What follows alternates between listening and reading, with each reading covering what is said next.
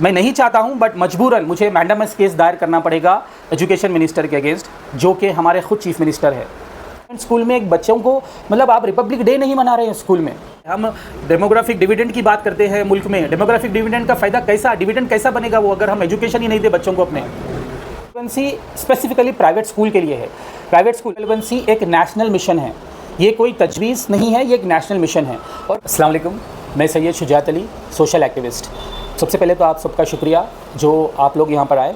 पिछली बार हमने एक प्रेस कॉन्फ्रेंस की थी जिसमें हमने बात की थी आर्टिकल 21A की वायलेशन की जो तेलंगाना हुकूमत कर रही है, और इसके तहत सेक्शन 12(1)C जो इम्प्लीमेंट नहीं हुआ है, जो नाफिज हुआ था 2009 में और 16 साल के बाद भी उसका इम्प्लीमेंटेशन अमल में नहीं आया है।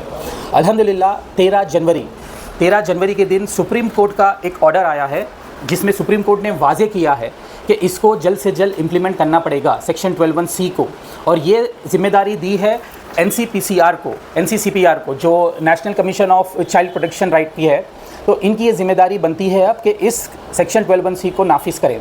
हमने RTI फाइल की थी, RTI का भी जवाब आया है जो अभी प्रोसेस में है। ये ऑलरेडी 1 मंथ हो चुका था RTI फाइल करके, तो इसका रिप्लाई लेटर आ चुका है जिसमें ये वाजे किया गया है कि फ़िलहाल पब्लिक इन्फॉर्मेशन ऑफिसर के पास डिटेल्स नहीं है और इसको कमिश्नर ऑफ एजुकेशन के पास रिडायरेक्ट किया गया है। तो इंशाल्लाह इसका भी रिप्लाई बहुत जल्द आएगा, जिसके बाद हम फिर से एक प्रेस कॉन्फ्रेंस करेंगे। सेक्शन 12(1)C ये एक अमेंडमेंट हुआ है आर्टिकल 21A में 2009 में।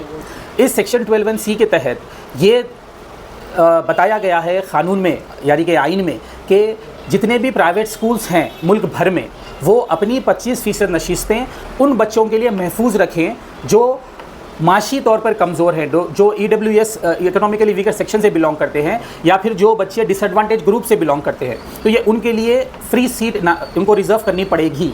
तो ये ऑलरेडी 16 साल हो चुके हैं इसको नाफिज किए हुए, बट अनफॉर्चुनेटली आज तक उसको इम्प्लीमेंट नहीं किया गया तेलंगाना हुकूमत की तरफ से। अब जैसा ऑर्डर निकला जी, अब ये प्राइवेट और गवर्नमेंट स्कूल्स में दोनों जगह भी इम्प्लीमेंट होगा। अगर जो इम्प्लीमेंट नहीं कर रहा इसके ऊपर क्या एक्शन लिया जाएगा?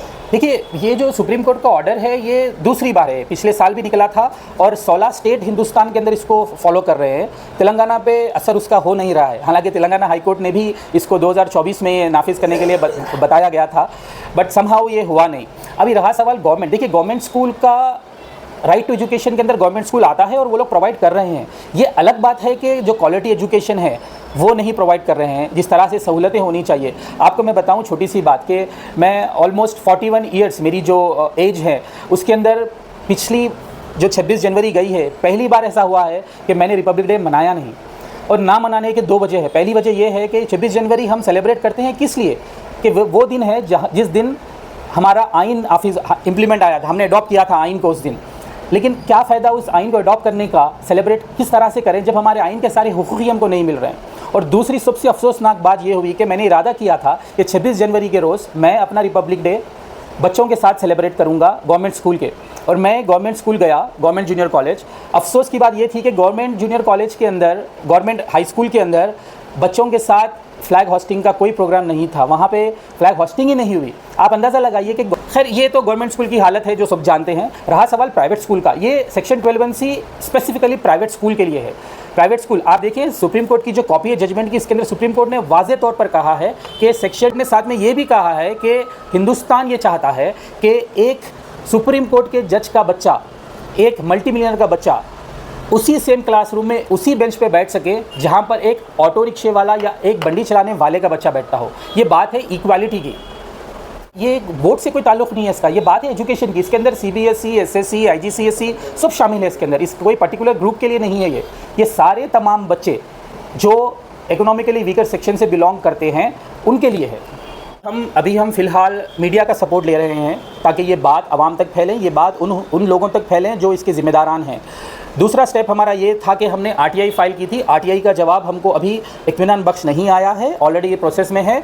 पब्लिक इन्फॉर्मेशन ऑफिसर के पास कोई इन्फॉर्मेशन नहीं तो उन्होंने commissioner of education, director of education को वो फॉरवर्ड किया है, उसकी कॉपी है मेरे पास। तो ये सेकंड प्रोसेस है। थर्ड प्रोसेस ये है कि हमारे पास अभी सुप्रीम कोर्ट का ऑर्डर कॉपी है, हमारे पास हाई कोर्ट की ऑर्डर कॉपी है। अभी अगर अमलावारी इस पे बावजूद भी ना हो तो नेक्स्ट स्टेप हमारा ये रहेगा कि हम एक रिट पिटीशन डालेंगे, या फिर मैं नहीं चाहता हूं बट मजबूरन मुझे मैंडामस केस दायर करना पड़ेगा एजुकेशन मिनिस्टर के अगेंस्ट, जो कि हमारे खुद चीफ मिनिस्टर है। कई लोग मुझे रोक रहे हैं उस चीज़ को लेकर के, भाई आप चीफ मिनिस्टर के अगेंस्ट कैसा मैंडेमस केस डालते, हमारे हुकूक की बात है, हमारे